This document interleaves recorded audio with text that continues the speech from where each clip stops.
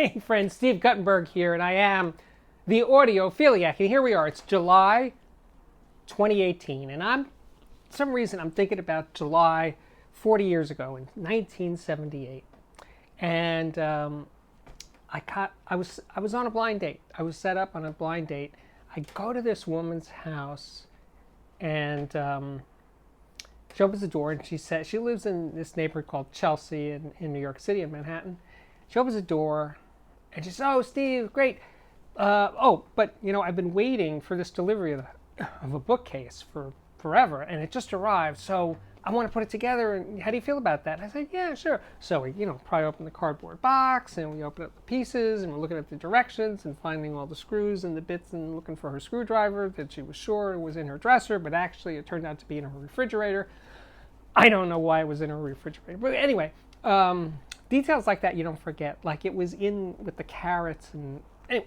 So anyway, we put together the thing, and as we're doing this, when I got there, she was playing this record. It was a new record at the time, the Talking Heads, More Songs About Buildings and Food. Now, I mean, just the title alone, and the cover, which is made up of Polaroid pictures of the band assembled into this thing, right away got my attention. I got to admit, I knew who the Talking Heads were at that time, but I wasn't a fan. But anyway, we played the whole record as we were putting together this bookcase, and then moving it into position, and putting books in it, and arranging the thing, and we didn't actually get out of there for a few hours, but it was actually a great way to meet somebody.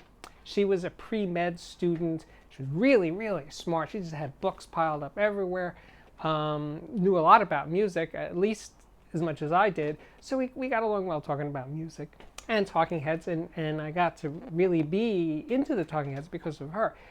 I wish I could tell you her name. I don't remember her name. It could be Jackie or something like that. Jackie or Tony or something. Anyway, I wish I knew.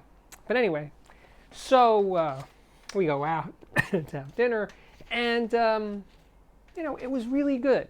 But the thing is, she knew a lot about restaurants. We went to some great restaurants, and this relationship wasn't destined to last, because though we had this connection over music, we were never in sync really with each other. She was really brainy, and I'm definitely not, and I don't know, didn't work. But we really enjoyed each other, and we actually stayed friends for a while after our romance fizzled.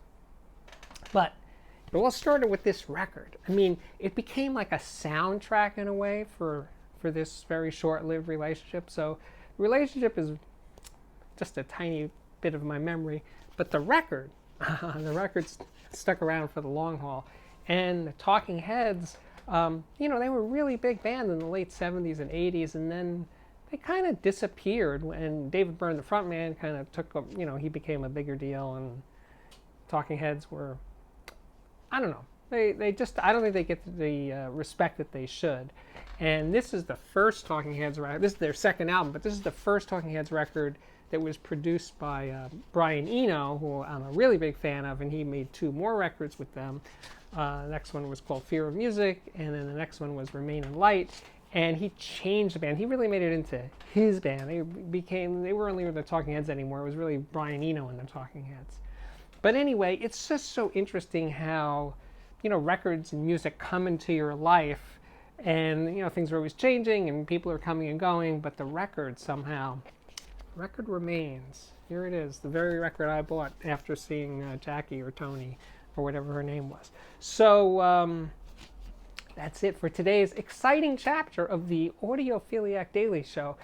Please come back often. Please subscribe to this YouTube channel. And if you really like it, subscribe where you get a notification every day a new video is posted. There's a little bell when you do the notify thing, and you hit that bell, and you get daily notifications, because there's a lot of daily audiophiliacs. So anyway, hope to see you again real soon. See ya.